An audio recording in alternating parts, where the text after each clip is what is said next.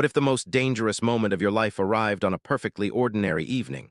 What if there was no warning siren, no dramatic music swelling in the background, no obvious sign telling you that something was deeply, terribly wrong? What if the danger just walked right up to you, through a hedge in the backyard, across a gas station parking lot, down a dark forest path, and you only had seconds to decide what to do next? That is what these stories are about, and I want you to stay with me here because every single one of them is real. Every single person in these stories was a regular human being, going about a perfectly normal night, driving home from a concert, walking a friend to her car, brushing off a strange neighbor, when the world shifted beneath their feet, and suddenly nothing was ordinary anymore. There is something that happens in those moments, something deep and animal and ancient that lives inside each of us. Some people call it intuition, some call it a gut feeling. Some don't have a name for it at all, they just know. 1 second, everything is fine. And the next second, every cell in your body is whispering something is wrong, something is very, very wrong. The stories I am going to share with you today are the kind that stay with you long after the lights go out. They are the kind that make you reach for your phone and check that your doors are locked. They are the kind that remind you, gently but firmly, that the world can be a strange and unpredictable place, and that being aware, being present, and being willing to trust your instincts might be the most important thing you ever do for yourself. Some of these moments are terrifying. Some are almost darkly funny in hindsight. Some ended safely because of one small decision made at exactly the right second. And some came very, very close to ending in a way that nobody wants to imagine. So settle in, get comfortable, and listen closely because these are stories that deserve to be heard. And if you are new here and this is your first time joining us, welcome. We are so glad you found us. Please take a moment to hit that subscribe button and join our community, because we have so many more stories just like this one waiting for you, and you truly do not want to miss what comes next. Our first story comes from a man who, at 18 years old, was doing everything in his power to look as frightening as possible, and accidentally convinced a very troubled neighbor that the apocalypse had arrived. He sat down recently for dinner with his mother. She is a woman he clearly loves deeply, even if their relationship back then was, by his own honest admission, pretty rocky. As they talked, a memory surfaced, something that happened a full 20 years ago, and as he turned it over in his mind, he thought, this is a story worth telling. To understand what happened, you need to picture two people who could not have looked more different from each other. His mother was 43 at the time. She was a calm, quiet, understated sort of woman. She liked the color blue and she wore it often. Her hair was long and fair, a soft, pale blonde that fell loose around her shoulders. She was the kind of woman you might pass on the street and think, there goes someone kind, someone gentle, someone safe. Her son, on the other hand, was a different matter entirely. He was 18, rebellious in the way that only teenagers can truly be, and he had thrown himself headfirst into the heavy metal scene with the kind of passionate intensity that adults tend to find alarming.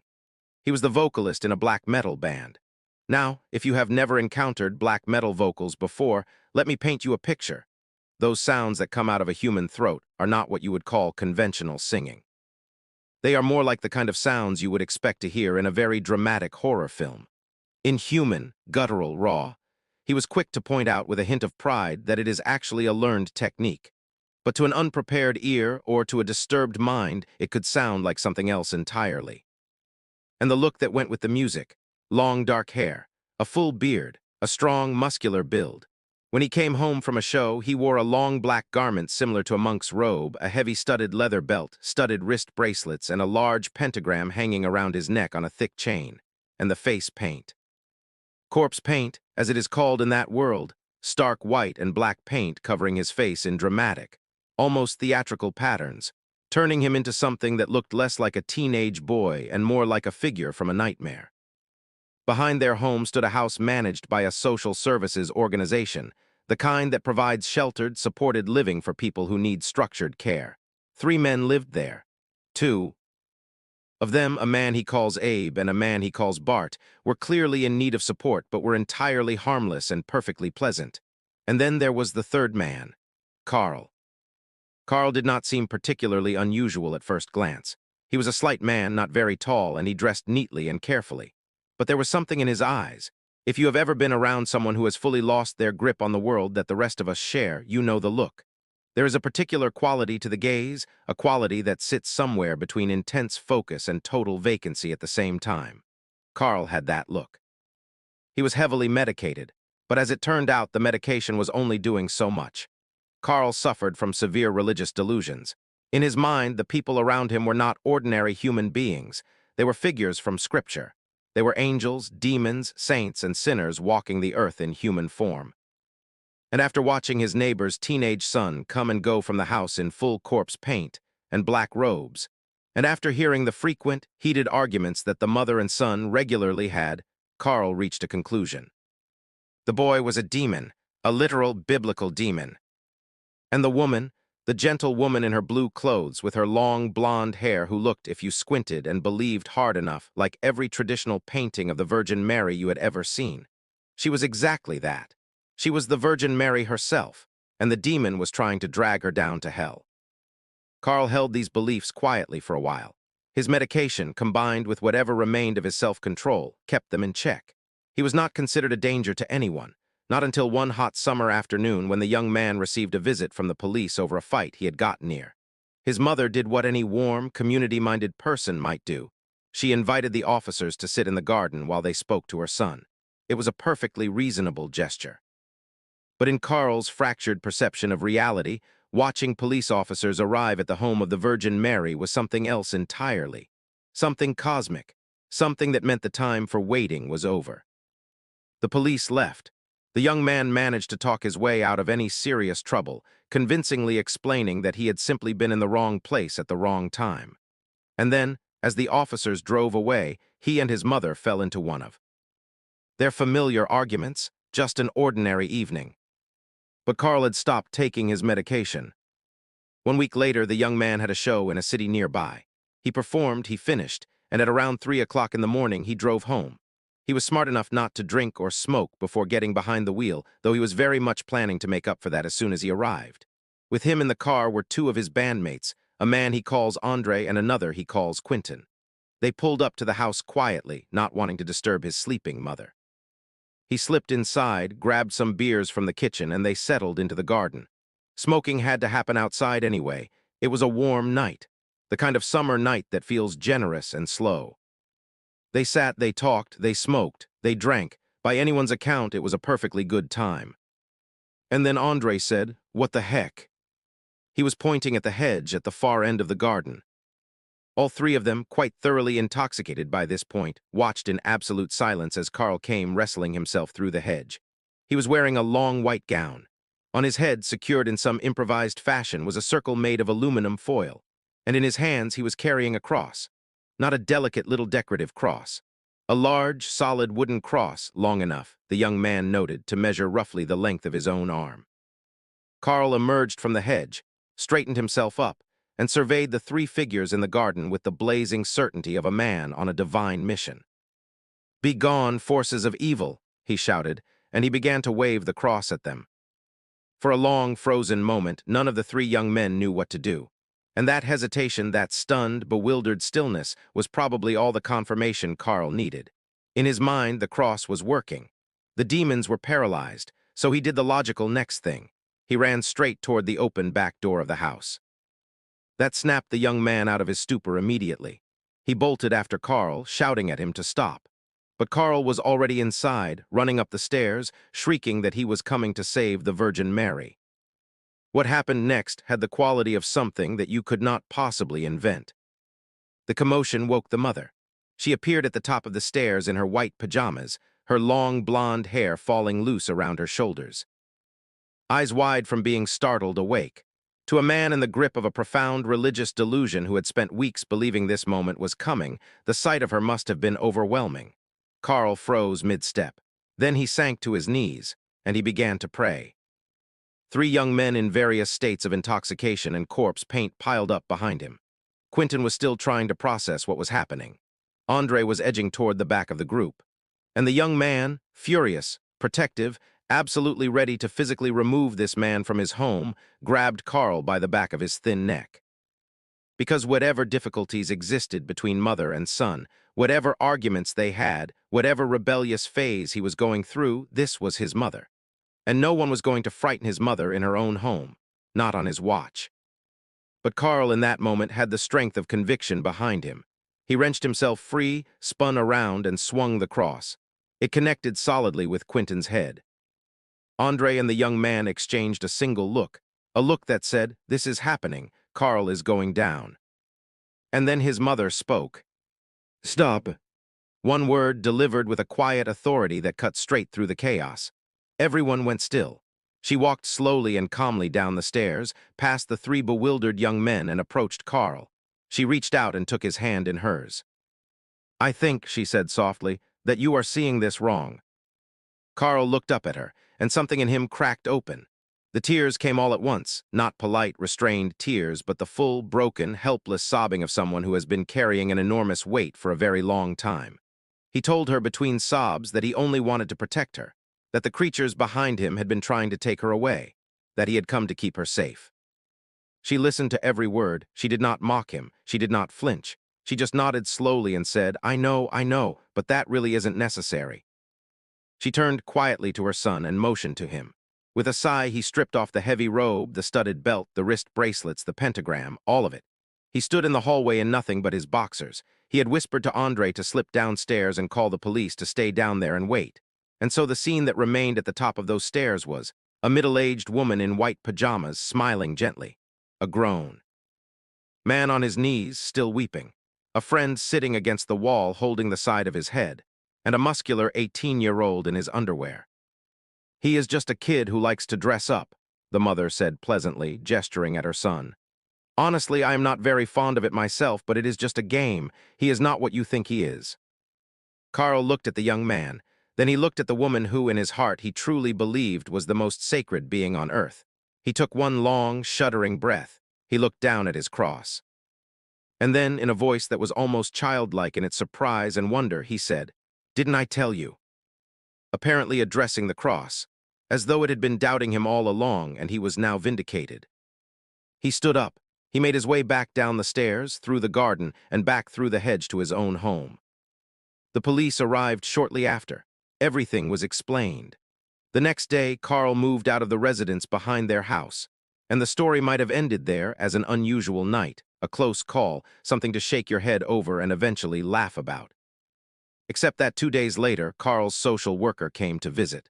The worker sat with them and explained, patiently and carefully, what had been happening inside Carl's mind in the days and weeks leading up to that night. The worker kept saying, over and over, how relieved he was that everyone was unharmed. How very relieved. The young man, in the full flush of his teenage confidence, waved this off. He said he would have handled it no matter what. The social worker looked at him for a long moment. Then he told them something that changed the entire texture of that night. Carl had not only brought the cross. Beneath that white gown, he had also been carrying a large knife. If something in that story touched something in you, a memory, a moment, a time when your gut told you something wasn't right before your mind could catch up, please leave a comment below and share your thoughts. This community is a place for real conversations about real experiences, and we love hearing from you.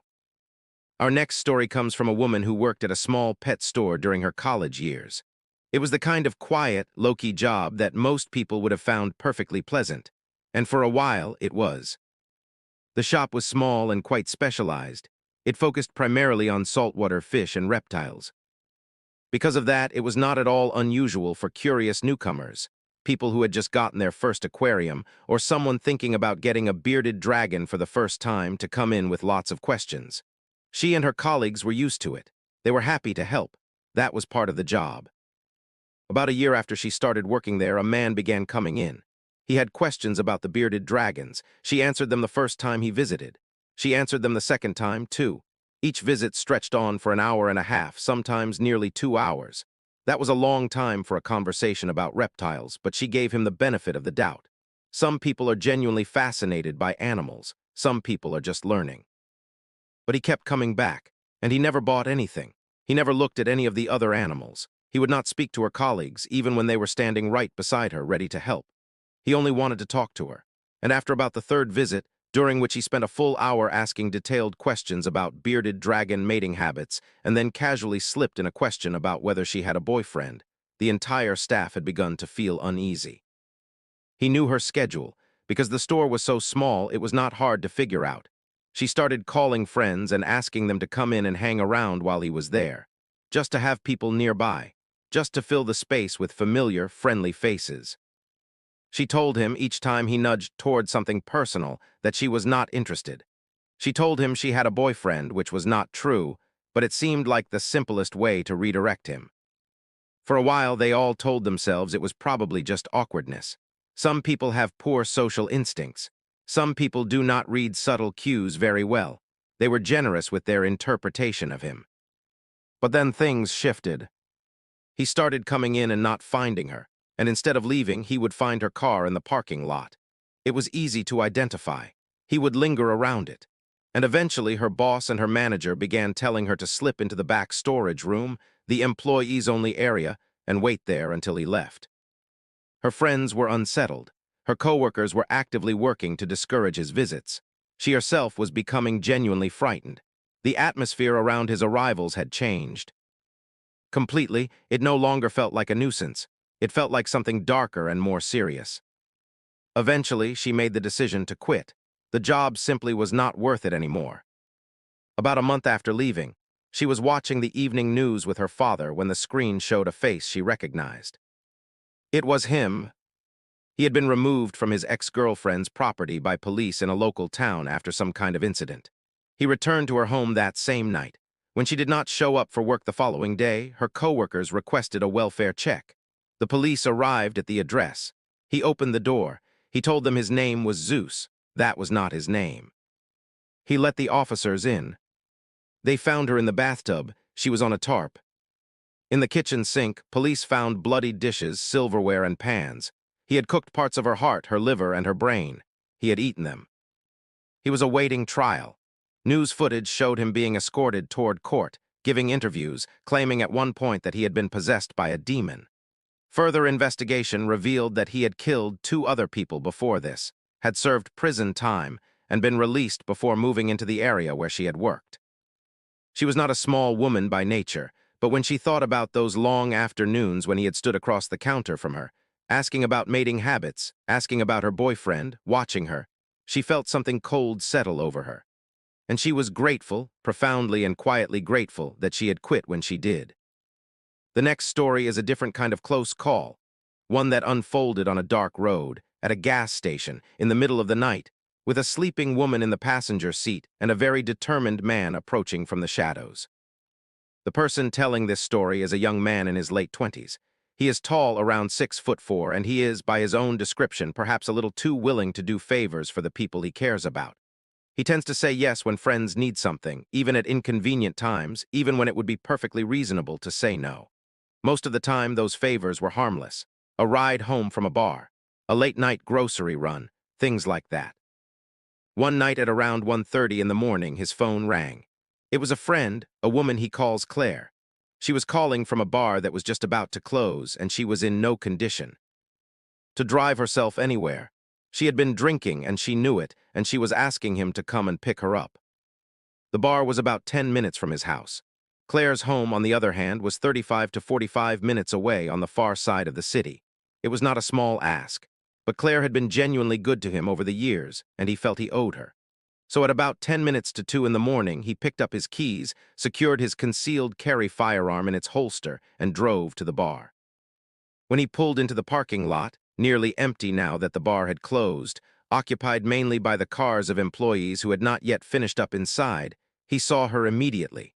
She was sitting on a bench outside the front door, slumped forward a little. A doorman was nearby. He got out and walked toward Claire, hoping she had not passed out entirely. The doorman stepped toward him, checked his ID to confirm he was the friend she had mentioned, and then leaned in close. What he said next stopped the young man cold. The doorman explained that he had stayed past the end of his shift because something was bothering him. Claire had been out on that bench all evening, drinking and chatting with friends. At some point, however, he had noticed a man hovering near her, just lurking, staying close. When Claire eventually drained the last of her drink and came to sit near the doorman, she mentioned that her friend would be coming to pick her up. She said she felt very dizzy and not well. And then she had gone still and simply passed out. The doorman said he had not seen the hovering man since Claire moved to the bench. The young man thanked the doorman repeatedly. They carried Claire together to his car, and as they walked, she began to stir slightly, that vague, unfocused waking that looks like someone coming out of sedation rather than ordinary sleep. Slow blinking. Soft, muddled words that did not quite connect into sentences. Nothing that seemed like a normal level of intoxication. He buckled her in, thanked the doorman once more, and started driving. The whole drive, he kept one eye on her and one on the road. She fell into a deep, heavy sleep, and the steady sound of her breathing gave him some small measure of reassurance. Halfway to her house, the low fuel warning came on. He pulled into the first gas station he saw. It was small and closed for the night, no staff inside, no light from behind the windows, just the pumps and the parking lot and the lonely amber glow of a single streetlight. He described the feeling of that place as hollow, the way certain locations feel late at night, when there is simply no one around, and the quiet feels less like peace and more like something waiting. He got out and began pumping gas, staying aware of his surroundings. His car is a Corvette, which means the fuel filler is at the rear of the vehicle, so he was standing at the back of the car, looking around.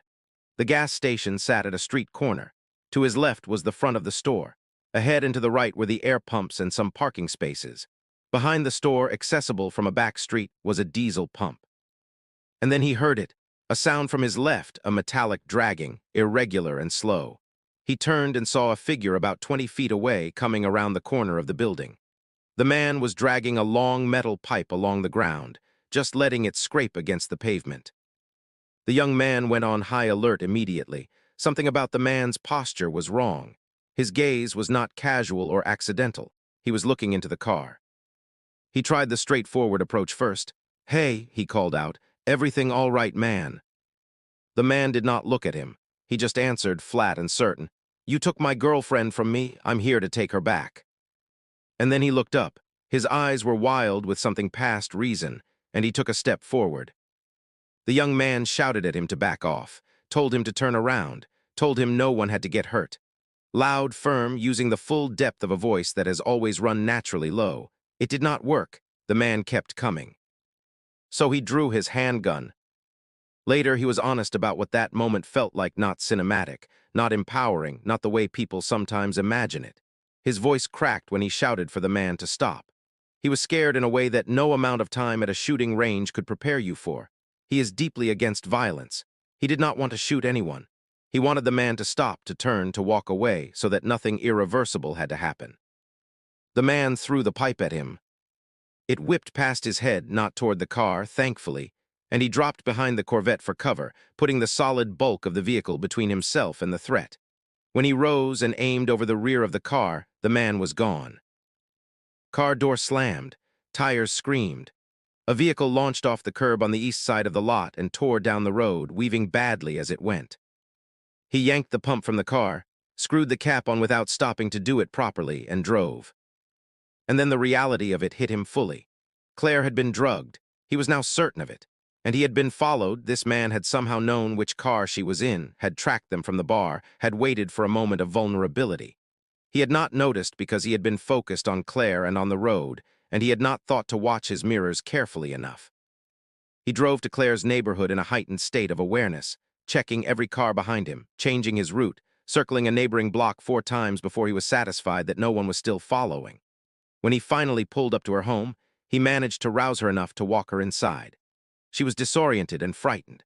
Her eyes filled with tears, and she held on to him, trembling, clearly aware on some wordless level that something very wrong had been attempted against her.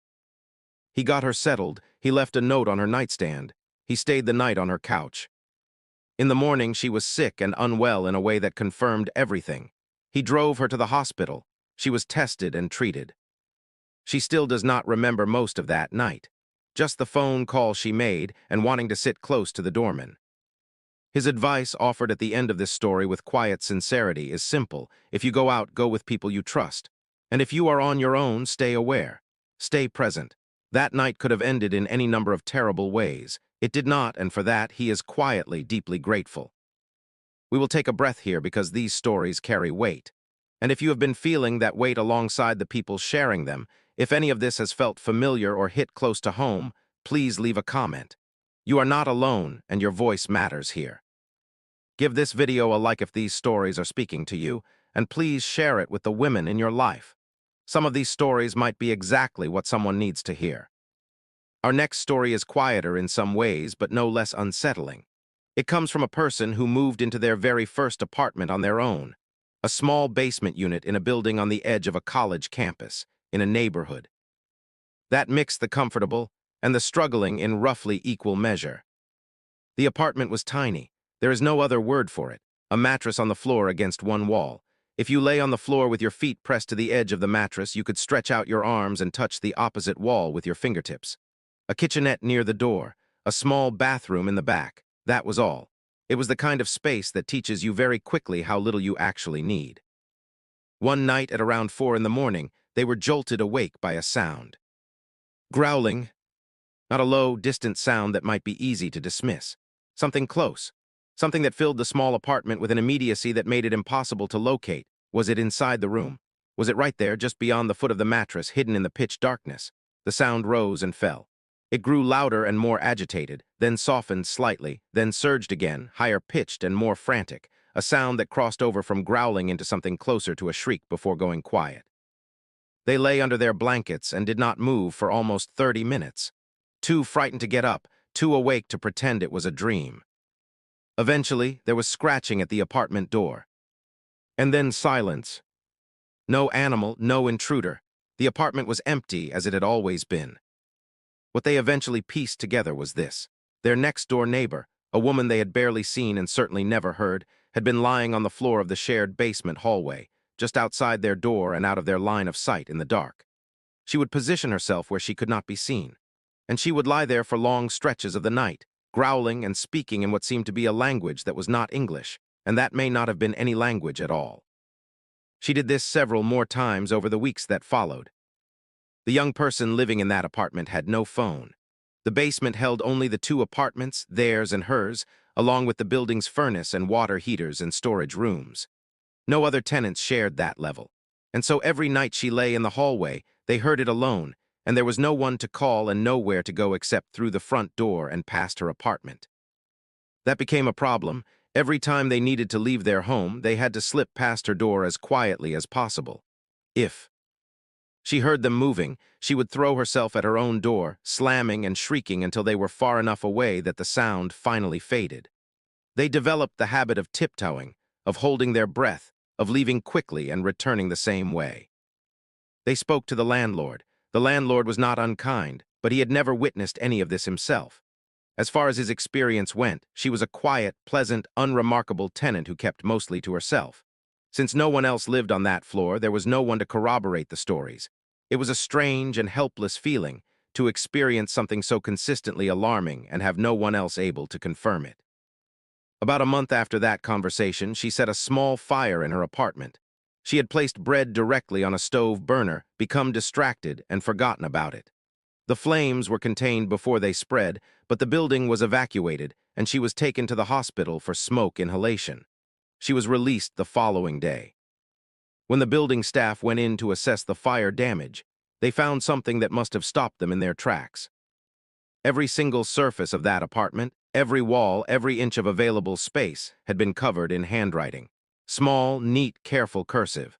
Passages that suggested scripture, fragments that seemed to invoke religious protection. She had written on the walls in an attempt to seal herself in, to keep something out. Or to keep something in. The tenant moved out at the end of the month and did not look back. Some time later, they heard through a mutual acquaintance that she had been formally diagnosed with a severe schizophrenic disorder and had been placed on a carefully managed course of medication. They never saw her face. In all those nights, all those terrifying sounds just on the other side of a thin door, they never once laid eyes on the woman who lay in the hallway and made those sounds in the dark. Even now, if they passed her on a street somewhere, they would not know her. They only ever heard her, and that somehow was enough. The next story is different in tone. It involves a teenager, a school social world full of pressures and hierarchies, and a situation that most adults looking back would recognize as genuinely dangerous, even if it hid itself behind the costume of a high school romance. Up until her junior year, she had kept a low profile. A self-described nerd girl who moved through school without drawing much attention. Then, at 15, she joined the varsity cheer squad. The cheerleaders at her school were not exactly the most powerful social force on campus, but they were visible. They were on the announcements. They performed at events. People knew their faces. That year, she made many new friends, including some from the popular crowd, kids who in prior years had been among those who had made her life difficult. For a while, she believed this was her turn for good fortune, a reward for years of being on the outside. She even developed a crush on one of the popular boys, and the junior captain of the cheer squad, an older girl who seemed friendly and well-connected, volunteered to help her pursue it. Homecoming was approaching. It was a significant event at her school, the kind of thing that carried real social weight. She had heard rumors that her crush was planning something dramatic, something public. The junior captain kept hinting that, yes, she was right, it was coming. One afternoon at cheer practice, the captain asked her what her favorite candy was. She knew immediately why. Her crush was going to ask her to homecoming, and he wanted to know what to bring her. The day came, and it was nothing like what she expected. After a long theater rehearsal, she walked out into the parking lot to find a boy she had barely spoken to standing there with a box of her favorite candy, asking her to be his date to homecoming. Her parents were in the parking lot filming the whole thing. Her theater friends applauded. The popular kids she had recently befriended were standing right there behind him, grinning and encouraging him forward. She did not understand it. This boy was not part of the popular crowd at all. In fact, she had heard others describe him as unsettling. But she was standing in front of her parents and a small audience of classmates, and she did not want to publicly humiliate someone who had, at least on the surface, done nothing wrong. She smiled, she accepted, and she told herself she would speak to him privately later and clarify that she was only comfortable attending as friends. That night, when she talked to her parents about how uncomfortable the whole situation had made her, how something about him gave her an uneasy feeling she could not quite name, they dismissed her completely. Her mother said her standards were too high. Her father, not for the first time, wondered aloud if she was secretly gay. She had never had a boyfriend, had not shown much romantic interest in anyone, and had recently become close friends with the only openly gay student at their school. In her father's mind, this added up to something. She was trapped. If she rejected her date outright, she would be starting a war with her parents. So she used her father's protective instincts against him, persuading him to let her attend as friends only. After all, he knew how teenage boys thought, and surely it was better for her to attend with a friend than to be pressured into something romantic. She texted her date that night. She was kind. She explained that she only saw them as friends, but that she was still happy to go with him if he understood that. He responded politely, and it seemed they had reached a reasonable agreement. The very next day at school, one of her cheerleading friends referred to him as her boyfriend. She corrected this immediately. Her friend looked confused and told her that he was telling everyone she was his girlfriend. Throughout that day, several more people mentioned the same thing. When she confronted him, he denied it entirely and suggested it was just a rumor circulating without his involvement. Then the junior captain called. She started out warm and sweet, but her actual purpose was to convince the girl that she had been wrong to set boundaries with her date. The captain had spent time helping him plan his proposal. She argued that he was actually a very caring person once you got past the surface impression he gave. When the girl suggested that if he was such a catch, the captain should date him herself, the warmth dropped out of the conversation entirely. The captain told her that she had to give him a chance because he had gone to so much trouble, that she owed him because he had put himself out there for her. She told the captain plainly that she did not have to do anything she did not want to do, and that she owed him nothing. She ended the call shortly after. But that was just the beginning.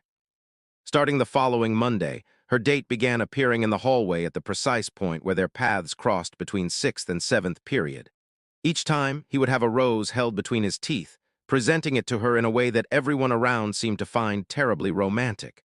She told him clearly that she was not comfortable with it. He did not stop. She started taking different routes to avoid the encounter. The junior captain and her group of friends made a project of tracking her down and relaying her location to him so he could find her elsewhere. Every time he appeared with his rose, onlookers responded with warmth and encouragement. What a devoted boy, what a sweet gesture, any girl would be lucky. Her obvious discomfort went entirely unacknowledged. The moment she decided enough was enough came when he walked into a class he was not enrolled in, presented her with that day's rose, and the teacher, who happened to be a friend of the junior captain, not only allowed it but had been asking about her boyfriend on a regular basis.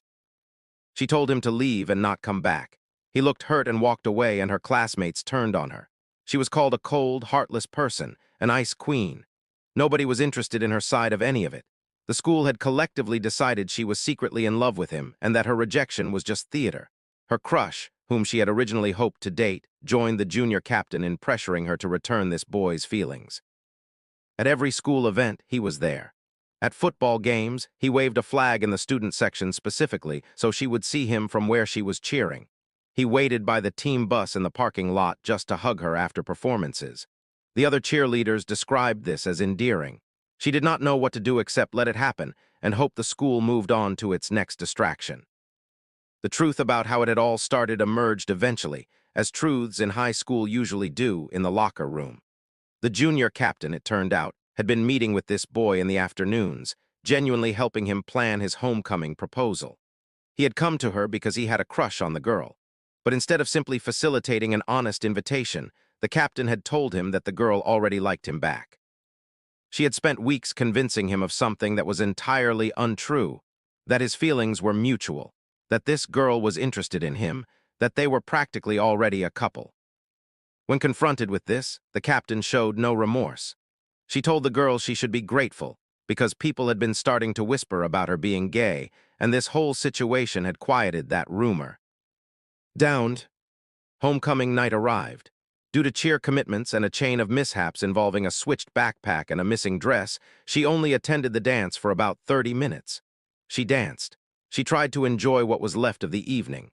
Her date stood awkwardly to one side of the room while she moved through the crowd. Near the end of the night, she escaped a slow dance being engineered by the junior captain by walking up to the DJ herself and requesting a different song, then slipping out to the parking lot to wait for her mother. Her date followed her outside and asked her out. She declined, gently. He suggested they go with a group. She declined again and made her position as clear as she possibly could. She was not interested romantically. She was very busy with school, theater, cheer, and work, and she valued him only as a friend. A few days later, a teacher scandal overtook the school's attention, and nobody was discussing her love life anymore. Things seemed to drift back toward normal. She and her date were separated again by different schedules and different circles.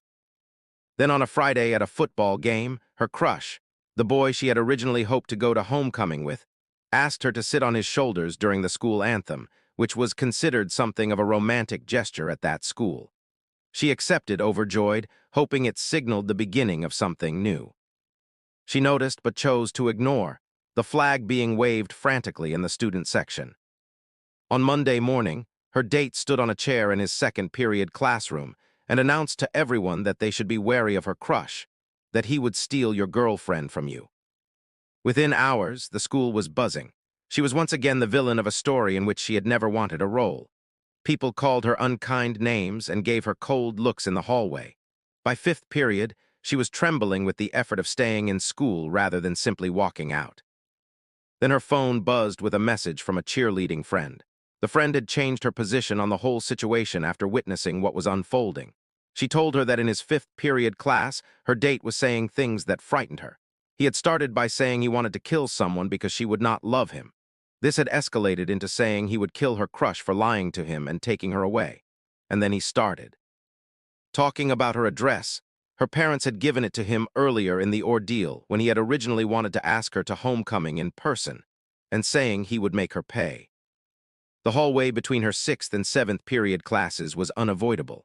At the junction where their paths would normally cross, there was a small alcove near the bathrooms. The idea of him standing in that alcove, hidden, waiting for her to come around the corner, was almost unbearable. Desperate, she texted the junior captain and told her to fix what she had started, to go to him and make clear, once and for all, that the girl had never been interested, that the entire premise had been false from the beginning. The captain said she would go to the school counselor, but admitted the situation was beyond her control now. For the first and only time in her academic life, she skipped class. She hid in the theater hallway and waited. During the passing period, she received several messages telling her he was waiting near the bathrooms. The alcove, exactly where she had feared. Right before 7th period, a few of her classmates burst in laughing and announced that her date was planning to come to the school and confront her crush with a knife. They thought this was funny. Her crush did not. His face showed clearly that he believed them. Their teacher dismissed it as typical teenage drama. She watched the clock. She tried not to cry. Because it was a work day, she and her crush were able to leave the classroom and take separate hiding spots elsewhere in the theater building. They did not witness what happened next. Her best friend told her afterward. Her date showed up 3 minutes before the final bell and stood outside the classroom door. He told the students milling around that he was prepared to have a knife fight with her crush. No one knew for certain whether he actually had a knife, but his arm was wrapped in paper towels that were soaking through with blood. He stood outside that classroom for 25 minutes until a staff member began making rounds through the building, and he was required to leave. That night, she sent him a message. She was clear, firm, and honest. She told him there was no possibility of a romantic relationship between them. She told him she could no longer see a friendship either. She sent him the number of a support line. She told him he needed to understand what the word no meant. And she told him she never wanted to speak to him again. He apologized and asked if there was anything he could do. She told him no. The same pattern repeated itself several more times over the years that followed Valentine's Day, senior homecoming, prom. She graduated and left for college, putting hundreds of miles between herself and that school, that neighborhood, that version of her life. Her family, too, eventually moved from the address her parents had once casually given him. The crush, by the way, came out as gay a few months after homecoming. They were good friends for the rest of high school. She cannot enjoy red roses anymore. And years later, people from that school still refer to the whole thing as the time she refused to give the sweet shy boy a chance. Please hit the like button if something in that story resonated with you, and please share this video. Too many people go through experiences exactly like this and feel like the fault is somehow theirs. It never is. Our next story takes us to a college campus in the northeast of the United States, and to a teacher who was not what he claimed to be. The person telling this story was, at the time, a sophomore in college and a volunteer teaching assistant for an international student program on campus.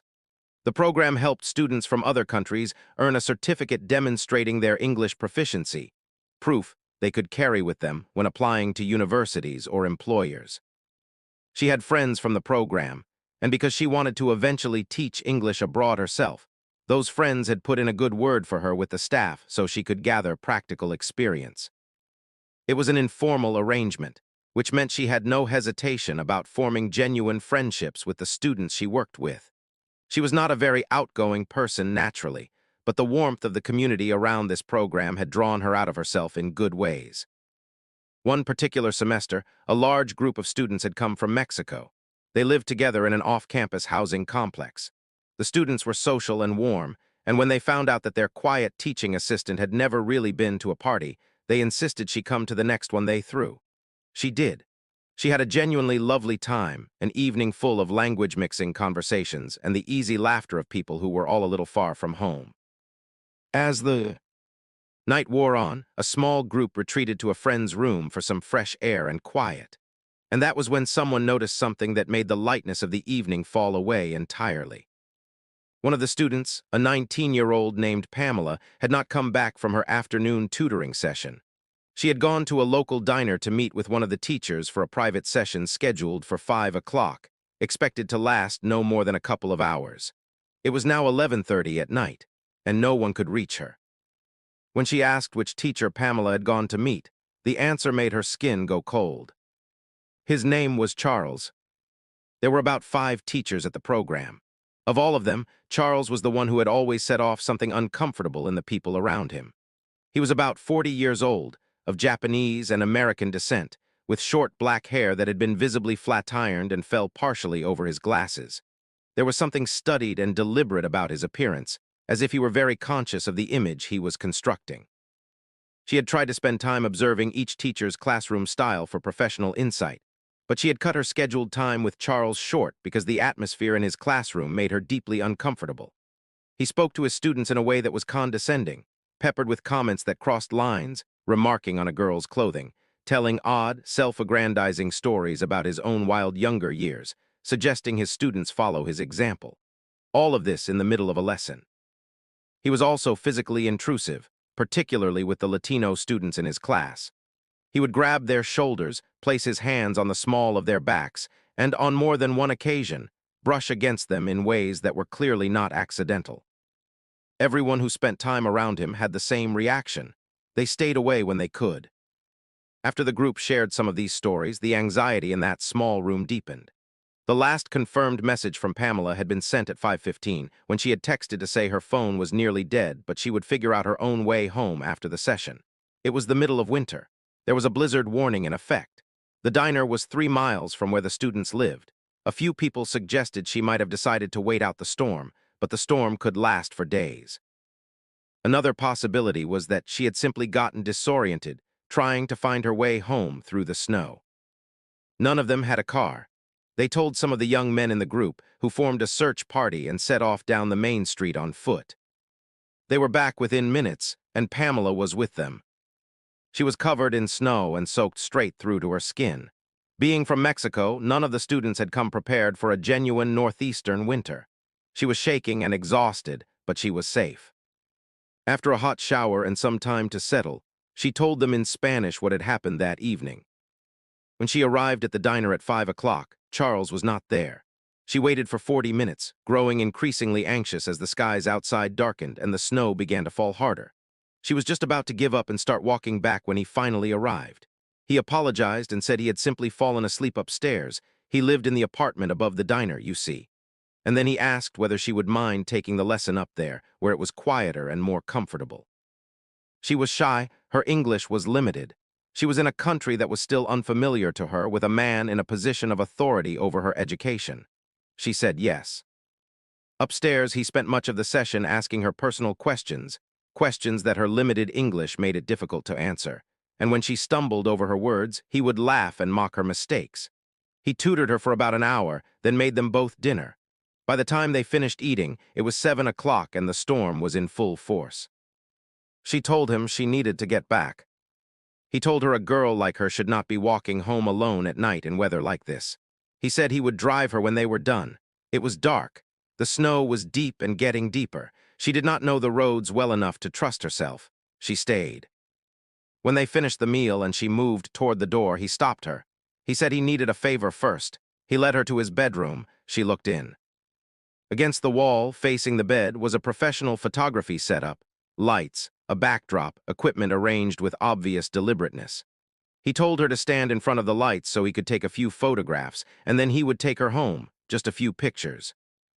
She was frightened and confused. She was also isolated, no working phone, no nearby friends, no familiarity with where she was or how to get out. She was in a foreign country with a man she had believed she could trust. So she stood in front of the lights and let him take photographs. And then the requests got darker. He showed her photographs of other girls, mostly young Latin women, posed in various positions, in various states of undress. He asked her to do some of those poses. She said no. He reached into his top drawer and pulled out a tank top and a pair of boxer shorts. He tossed them at her. He told her to put them on instead, just a few pictures in different clothes, and then they would go, he promised. She took the clothes, she went into the bathroom, and she closed the door and sat down on the floor near tears with a phone she could not use in a house where no one knew she was. She sat there for 5 minutes, for 10, for 15. She lost track of how long it was. And then he knocked. He called through the door that he was just kidding, that she should come out, that he would take her home now, no photographs, he was sorry. She did not fully trust him, but there was no other exit. She came out of the bathroom, accepted his apology with the caution of someone who has no other options, and told him that she was fine walking and reached for her things to go. He did not stop her. He did not follow her to the door or try to keep her there. He let her walk out. She walked in that storm for over an hour, disoriented and cold, before the young men from her program found her a few blocks from home. When the group urged her to go to the police, the answer was that technically no crime had been committed. So she went instead to the head of the program. His response was a little too calm, a little too unsurprised, as if he had braced himself for something like this. Later, the group would understand why. There was another story. From the previous year, a young woman from South America who had been struggling in class and received private tutoring from Charles. After 2 or 3 sessions, she stopped going even though her grades were not improving. She became withdrawn and quiet, stopped going out, started missing class. Within weeks, she had dropped out of the program entirely and gone home. No one had known her well enough to ask why, but they all had a feeling they knew the answer. After Pamela's complaint was filed, Charles was immediately removed from the program, and in the investigation that followed, something else came to light. A source with a reliable connection to the situation heard that when police looked into Charles, they discovered that was not even his real name. He had been using false information to secure teaching positions across the country for somewhere between 5 and 10 years. He was, in fact, a registered sex offender. Our next story is short, but it stays with you. It happened just an hour before it was written down. A woman was driving her elderly friend home from the hospital. The friend had taken a fall a few days earlier and was only now being discharged.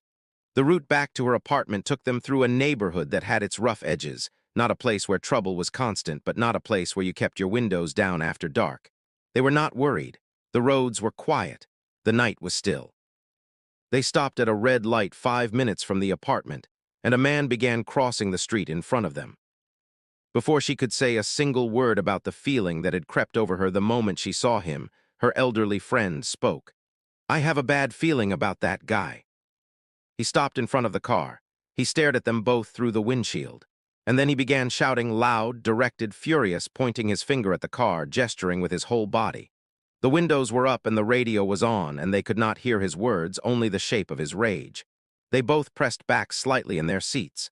The driver's hand moved to the gearshift. What was unusual about him was how ordinary he looked. He was not disheveled or visibly impaired. Clean jeans, a plain shirt, well-groomed. An average-looking man, probably in his early 40s, standing in the intersection at night and screaming at 2 women in a car for no discernible reason. After about 15 seconds, he continued walking. She expected him to cross to the other side of the street and disappear. Instead, he sprinted to the passenger side of the car, the side where her elderly friend was sitting, grabbed the door handle, yanked at it hard, and hit the window with his hand. She drove through the red light. The intersection was empty, and she could see that clearly before she moved. She checked her mirror a moment later and saw him sprinting after them. He was, of course, on foot. They were easily gone. They took a longer way home. Neither of them was hurt, but her friend was shaken and upset in a way that lingered, and honestly, that upset her more than anything else about the evening. That an elderly woman who had just been released from the hospital had to be frightened like that in the last few minutes of her ride home.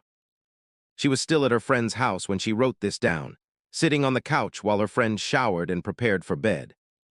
She was glad she had developed the habit of locking her car doors the moment she got in. The next story comes from 2 young women, both 19 years old, biking home together at 3 in the morning on a dimly lit road. On one side of the road, dense forest, completely dark beyond the first line of trees. On the other side, a row of houses, their windows dark and shut. The road between, familiar to both of them, safe as roads go, the kind of road that you travel without thinking about it. They spotted it from a distance. A red car parked ahead, one headlight broken. As they drew closer, the car's engine turned over and it began to move very slowly in the same direction they were traveling. Then it made a U-turn. Then it passed them again. Then another slow turn. Back and forth, watching them, unhurried and deliberate, even in the dark, making no secret of the fact that it had located 2 young women alone on a quiet road in the early hours of the morning. They increased the space between themselves and the car. When they reached the sidewalk, they noticed something else. A girl was standing partially concealed behind a white truck parked nearby, watching the red car. The car was creeping toward her position. And then she ran. She turned and sprinted away from the road, disappearing into the entrance of a bike path that cut directly into the forest. 2 men got out of the car and ran in after her. The 2 young women on bicycles looked at each other, and then they followed. One of them knew that forest. She knew how dark those paths became at 3 in the morning. She knew that no one walked that route in the dark without a light source and a reason. They went in anyway, a fence on one side and dense woods pressing close on the other. That was when one of them heard it, footsteps, slow and deliberate, keeping pace with them in the darkness.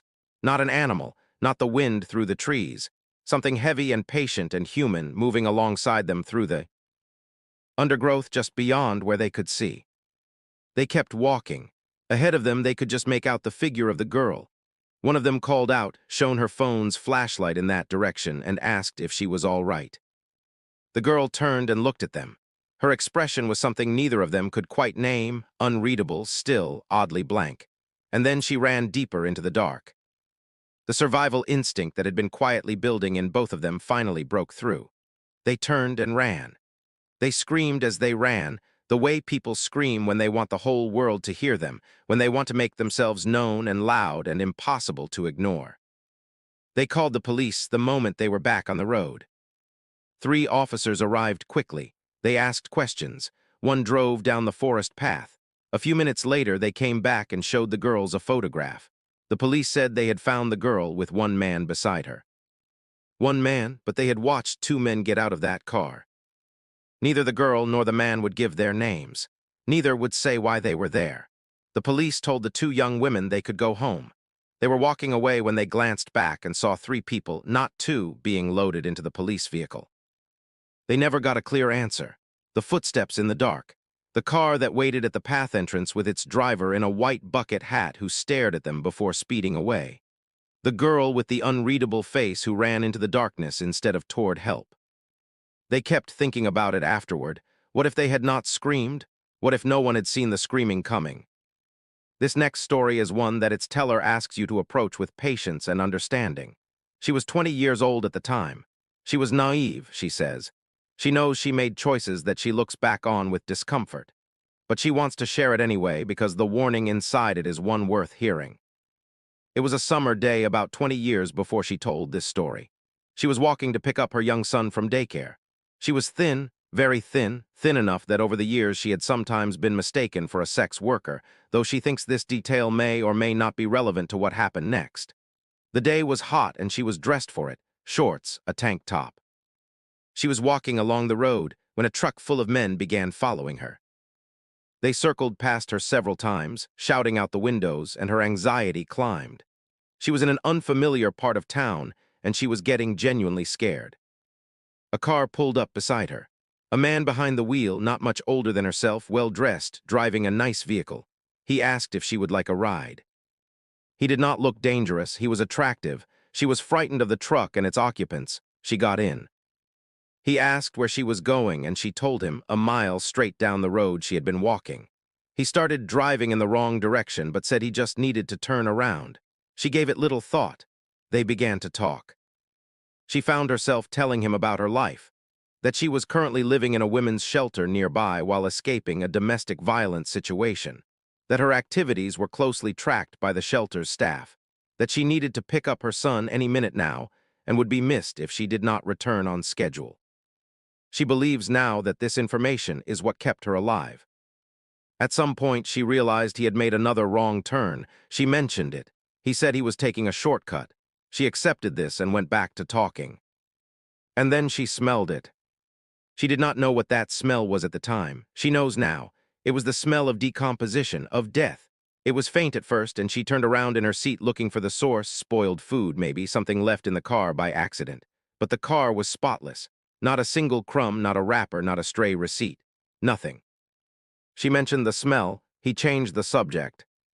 But the smell got stronger. She mentioned it again. He said he did not know what it was. Maybe something he had forgotten to remove that had gone bad. She let it drop, though something in her kept returning to the question of it. Eventually, he dropped her off safely at the daycare. He did not offer his name. He did not ask for her number or give her his. She walked away grateful for the ride and troubled by the smell and filed the whole thing somewhere in the back of her mind. Sometime later, probably around 2005 in Covington, Kentucky, she encountered that smell again. This time she knew instantly what it was. And the moment she knew, the memory of the man in the car rose up sharp and clear, and she understood what she had been sitting in.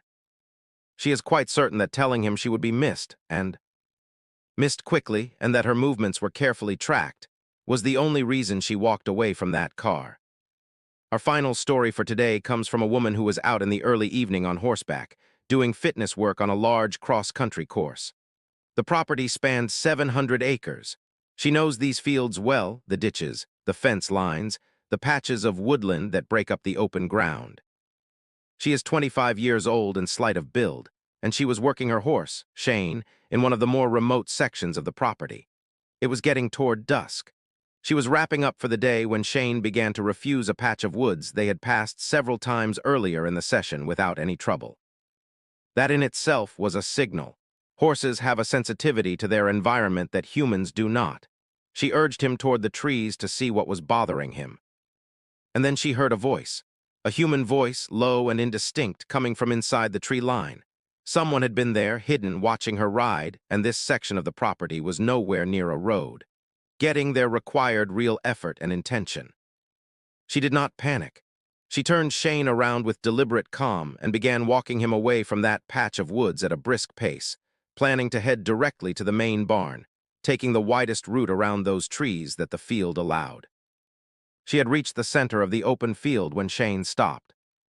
She looked up. In the woods on the far side of the field, the side that held her safest exit, there was movement. More than one person. Multiple sets of sounds, trying to be quiet, not quite quiet enough. Someone behind her, multiple people in front of her, both sets positioned near her exits. She weighed her options in seconds. The other exit route from this section of the property was even more isolated, even further from the road. If they had come here intentionally, and they must have, there was no other way to reach this field. They almost certainly had some form of vehicle. If she bolted for the far gate, she could beat them on horseback. But getting the gate open would take time she might not have, and if a vehicle was waiting on the road beyond it, she would have nowhere to go. She and Shane made their decision simultaneously, the way horse and rider sometimes do after years of trust between them. They bolted across the field, slowing only slightly to navigate the ditch and the tree line, and flew to the gate at the other end. She jumped down, unlatched it, and did not stop to remount. Shane is tall and she is average height, and mounting quickly was not an option, so she simply grabbed his reins and the two of them ran together, side by side, the last stretch to the barn. Within earshot of the buildings, she started shouting. She told everyone that there were people out at the entrance. She kept calling out until she heard other voices answering. And then, from just beyond the gate she had left behind, a four-wheeler engine roared to life and tore away into the night. The next day, the evidence of two four-wheelers was found in the area. A police report was filed. The barn owners began taking precautions, no solo riding in that section, nothing after dark for the time being. She does not know for certain what those people intended. Maybe they were teenagers looking for a prank. Maybe it was something worse. But the deliberate positioning, the way one group was behind her and another was working to block her exit, made the word prank feel inadequate. What she knows for certain is this: without Shane, she might not have noticed any of it. He was the one who stopped at the first patch of woods. He was the one who halted again in the middle of the field and made her look up. The people in front of her were trying to be silent. They nearly succeeded. He was a good boy that day. These stories, all of them so different from each other, happening in different places and times and circumstances, share something at their heart. They are stories about the moments when ordinary life suddenly shifts, when something in the air changes, when a person's behavior stops making sense, when an animal refuses to move forward, when an elderly woman in a passenger seat says softly, "I have a bad feeling about that guy." Pay attention to those moments.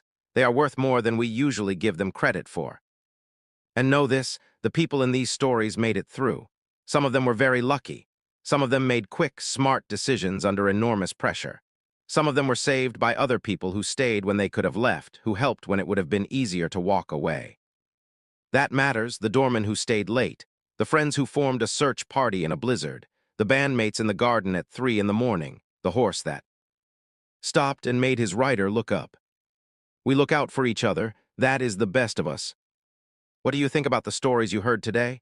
Which one stayed with you the most?